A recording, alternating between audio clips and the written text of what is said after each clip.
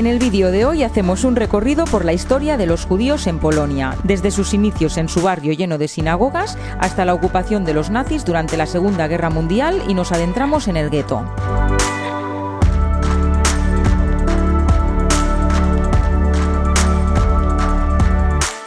Además, visitamos la fábrica de Schindler y otras ubicaciones de la premiada película de Steven Spielberg.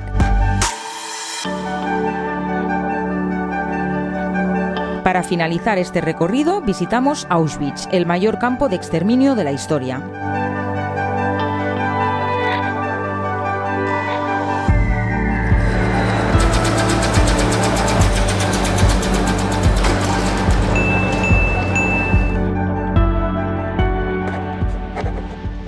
Muy buenos días, viajeros. Pues empezamos un nuevo día de ruta aquí en Cracovia y empezamos un nuevo vídeo. El vídeo de hoy va a ser un vídeo muy especial, un vídeo que va a ser en algunos momentos difícil, pero que creo que es absolutamente necesario. Y es que, como todos sabéis, Polonia está muy ligada a toda la historia de los judíos, de la Segunda Guerra Mundial, de los nazis, del Holocausto, de los campos de concentración.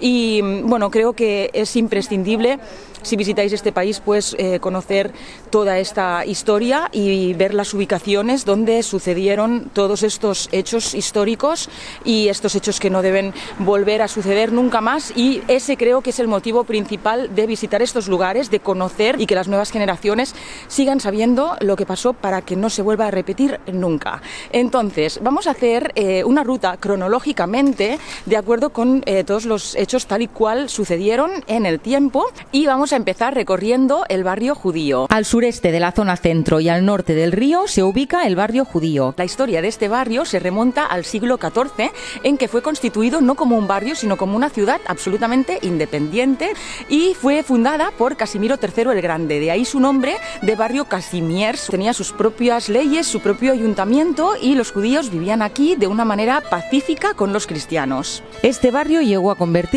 en el centro espiritual y cultural de los judíos de todo Polonia y, de hecho, llegó a ser uno de los barrios más grandes de toda Europa, porque recibía judíos de todo el continente. Tras la Segunda Guerra Mundial, el barrio quedó abandonado y cayó en la decadencia, hasta que en los 90 empezó a adquirir protagonismo de nuevo y actualmente es un barrio joven y animado con una amplia oferta de cafés y bares y restaurantes muy recomendables. Viajeros, pues una súper recomendación de restaurante aquí en el barrio judío es este que tengo detrás, donde acabamos de comer y acabamos de disfrutar muchísimo. Se llama Starka y en general estamos disfrutando mucho con las comidas, pero este en especial, curiosamente, ha sido el más económico de todos los que llevamos hasta ahora, así que recomendación total, no os lo perdáis. Y en cuanto a las visitas culturales de este barrio, están el Museo Etnográfico, ubicado en el antiguo ayuntamiento, y la Basílica del Corpus Christi, la más antigua del barrio. Pero como lo que nos interesa hoy es el tema judío, la ruta por las sinagogas es lo más recomendable para adentrarnos en materia. Son muchas y la mayoría solo pueden verse por fuera, ya que permanecen cerradas la mayor parte del tiempo. Así que os dejo unas breves pinceladas para no aburriros demasiado con sinagogas. Esta es la primera de ellas, es la sinagoga Tempel, es una de las más importantes. Fue construida por los judíos más progresistas, cosa que causó pues un poco de polémica con el resto de judíos ortodoxos. Estamos en la sinagoga Remu, que es la más pequeña de todas y la única que tiene un antiguo cementerio justamente a su lado. Una escultura en homenaje a Jan Karski, considerado un héroe nacional porque consiguió escapar de 2 campos de concentración. Nos encontramos frente a la antigua sinagoga o la sinagoga vieja, y es la primera sinagoga que se construyó aquí en Cracovia por los primeros judíos que llegaron a la ciudad en el siglo XV. Estamos frente a la sinagoga Kupa, que fue la última en construirse antes de la ocupación nazi, y lo que se puede ver actualmente pues es una reconstrucción. Otra sinagoga más es esa que tenéis ahí al fondo, que es la sinagoga Isaka. Su nombre viene por su fundador, que fue Isaac el Rico, y es la sinagoga más grande de Cracovia. Y tras de mí la sinagoga Alta, que su nombre viene pues lógicamente de que es la sinagoga más alta de Cracovia, y además es poco común encontrar sinagogas con esta altura. El motivo es que la sala de rezo está en la primera planta, es una de las más auténticas aquí en Cracovia. Paseando por el barrio llama la atención este mural donde se representan 5 rostros polacos: un emperador, una empresaria de cosméticos, un arquitecto, así como el rey Casimiro III el Grande y su amante. Pero además, su historia negra se percibe tanto en las sinagogas repartidas por todo el barrio como en los memoriales que recuerdan la cruda realidad de las personas que vivieron en estas calles hace tan solo 80 años.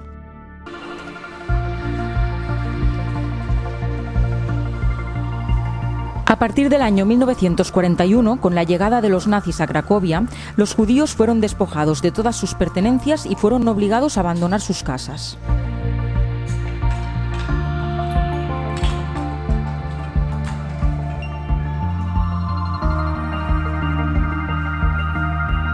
Pues me encuentro ahora en el pasaje que aparece en la película de Steven Spielberg, de La lista de Schindler, y es un edificio, un conjunto de edificios que aparece en la escena en que los nazis obligan a dejar sus casas a los judíos y les echan todas sus maletas, ropas, pertenencias aquí a la calle, a esta calle de aquí concretamente, y también aparece esa escalera que veis ahí detrás, porque es el lugar donde se esconde la niña para que no la encuentren, y queda ahí detrás de la escalera y los nazis pasan y no la ven.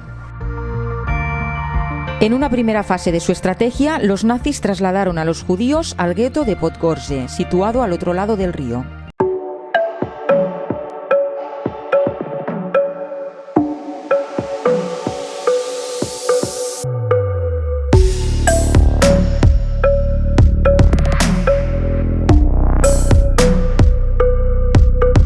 Estamos ahora mismo cruzando el río Vístula y lo hacemos por el puente más vistoso de Cracovia. Se ha convertido en un símbolo de la ciudad y es un puente que fue construido en el año 2010 y que, como veis, pues aparte de su estructura y su arquitectura, lo que más resalta de este puente son las esculturas que hacen equilibrios y, bueno, son como gimnastas haciendo equilibrios dentro del puente.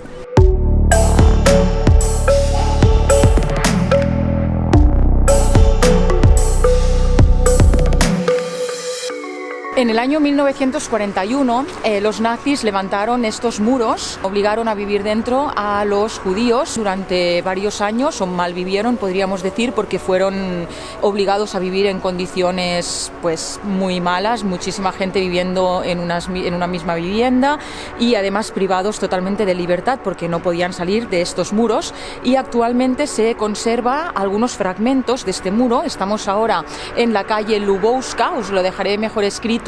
Y bueno, pues aquí tenéis este fragmento real, auténtico del muro del gueto. Recorrer el gueto de Cracovia es adentrarse en un infierno donde se vulneraron los derechos de los judíos obligados a vivir en condiciones extremas.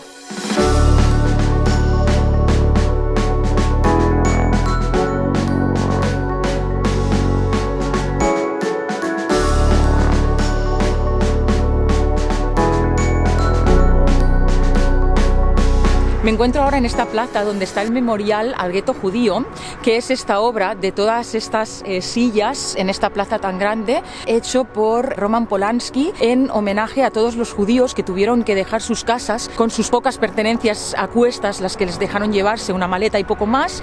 Y bueno, pues ¿por qué está situado aquí este memorial? Pues porque esta es la plaza donde se seleccionaba a los judíos que iban a ir a los campos de concentración. Aquí pasaban largas horas haciendo filas, esperando a su turno para que un inspector, podríamos decir nazi, considerara si ellos eran aptos para trabajar e ir a los campos de concentración o no. Y del otro extremo de esta plaza se encuentra también una farmacia, que fue la única farmacia existente en el gueto judío durante la ocupación nazi y que tuvo un papel muy importante por ayudar a los judíos con medicamentos, incluso también ofrecían somníferos y otro tipo de productos a los niños judíos para que pareciera que estaban muertos y no los llevaran a los campos de concentración. Así que vamos a entrar a visitar la farmacia. A pesar de ser un polaco católico, Tadeusz Pankiewicz decidió quedarse en el gueto y ayudar a los judíos, dándoles medicación e incluso refugio para así evitar que fueran mandados a los campos de concentración.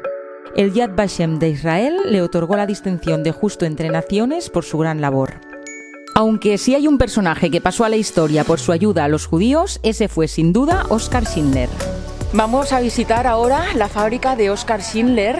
Entonces, para hacer esta visita es necesario reservar con antelación por su web. Y si no habéis visto la película de La lista de Schindler, os la recomiendo muchísimo porque es de las mejores películas de la historia y narra perfectamente toda esa situación. Se puede entender muy bien cómo fue todo, así que os la recomiendo si no la habéis visto.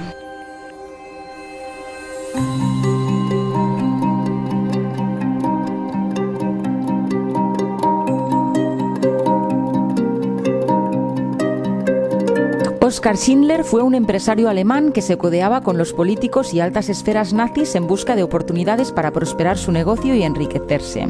Así que durante la invasión nazi de Polonia compró una fábrica de ollas donde producía utensilios de campaña para la guerra. Como la mano de obra alemana era demasiado cara, decidió seleccionar a sus trabajadores entre los judíos que se encontraban en el campo de trabajo de Plaszow. Pero a medida que fue conociendo más detalles sobre el atroz modo en el que los nazis trataban a los judíos, Schindler comenzó a tomar conciencia y negoció para que sus trabajadores pudieran mantenerse alejados de los campos de concentración, dándoles cobijo en la fábrica.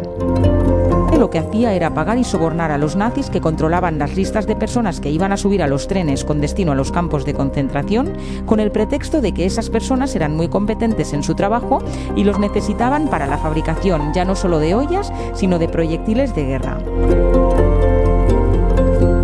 Pero la realidad era muy distinta y es que daba órdenes a sus trabajadores judíos para que una parte de esos proyectiles fueran defectuosos.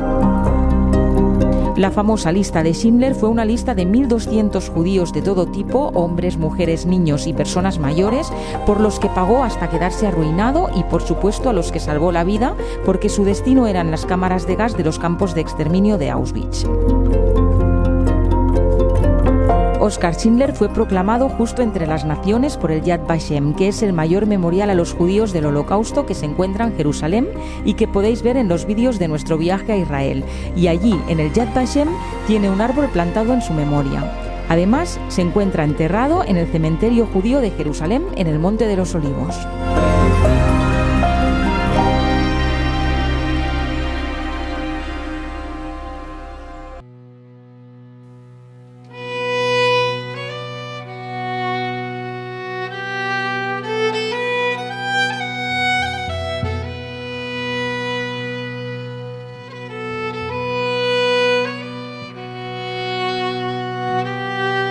Localizado a unos 70 kilómetros de Cracovia, Auschwitz constituyó el mayor campo de exterminio de la historia, en el que murieron más de 1 millón de personas.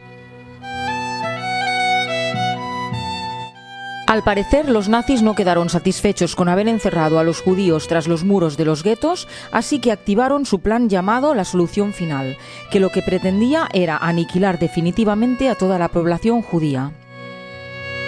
El recorrido se realiza en dos partes. Primeramente se visita la zona conocida como Auschwitz I, que fue el primer campo y empezó a utilizarse en 1940, no como campo de concentración, sino como cárcel para prisioneros políticos del ejército polaco. Sin embargo, con su aumento de poder, los nazis procedieron a internar en este campo a miembros de la resistencia polaca, intelectuales, homosexuales, gitanos y, por supuesto, los judíos. Tras un largo viaje que los dejaba exhaustos, llegaban al campo, donde nada más atravesar la puerta de entrada, los recién llegados se encontraban con la enorme inscripción «El trabajo te hace libre». Esta era la entrada donde se puede leer el famosísimo cartel que ha pasado la historia, que lo que indica ese cartel es «El trabajo te hace libre», y eso pues creaba confusión o falsas esperanzas en todas las personas que llegaban aquí, que creían que iba a ser un tiempo de trabajo, pero sin embargo apenas poquísimos de todos los que entraron aquí lograron salir con vida de este lugar. Y es que aquí trabajaban en condiciones extremas que, unidas a la desnutrición y la falta de higiene, hacían que la tasa de mortalidad fuera muy alta. Aún se conservan los bloques o barracones en los que malvivían los prisioneros, ahora convertidos en museos donde se exponen desde fotografías hasta los objetos personales robados a los prisioneros nada más llegar a los campos.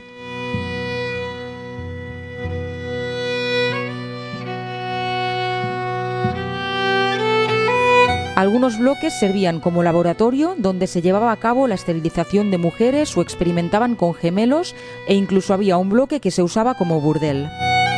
Además, también se puede visitar uno de los crematorios. En las primeras salas eran obligados a desvestirse con el pretexto de que iban a ducharse y a ser desinfectados. Pero las duchas no estaban conectadas al agua, sino al ciclón B, el gas mortal que acababa con sus vidas. Y tras comprobar que no quedaban joyas, dientes de oro o cualquier otro objeto de valor en sus cuerpos muertos, eran cremados en los crematorios.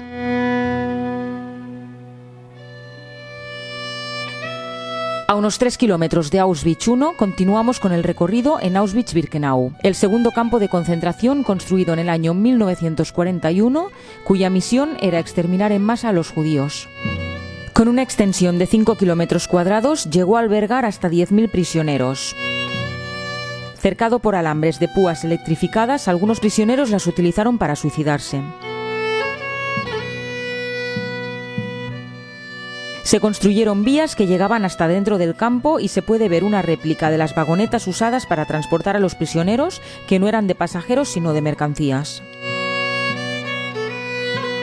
Hasta aquí llegaban los trenes con todos los vagones que traían a todas las personas. Se puede ver pues las vagonetas y las vías, bueno, hasta aquí llegaban. En algunos barracones se pueden ver réplicas de las camas de los prisioneros hechas con madera. Y en cada una de las camas o de las plataformas podían dormir hasta 5 prisioneros. Aunque aún se conservan algunas originales que son las de cemento.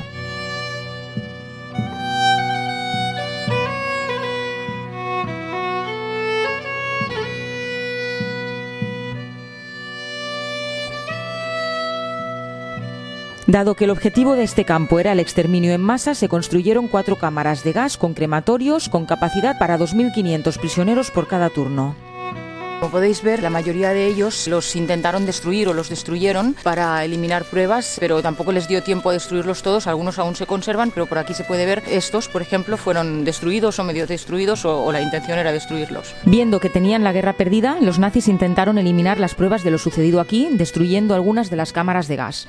En 1967 se instaló esta conmemoración a las víctimas que simbolizan las tumbas que no tuvieron.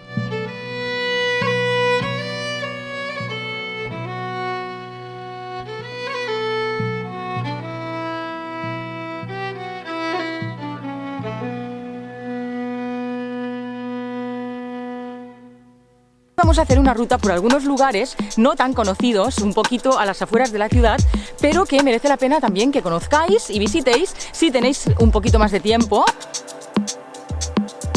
Hay un número que va marcando los metros a los cuales estamos ya de profundidad. Estamos a 44 metros ahora mismo de profundidad. A medida que vamos subiendo, vamos obteniendo ya mejores vistas de la ciudad de Cracovia. Según he estado leyendo, es dentro de esta categoría de museos pues de los más importantes de Europa, así que vamos a visitarlo. Y os quiero recomendar muchísimo esta visita.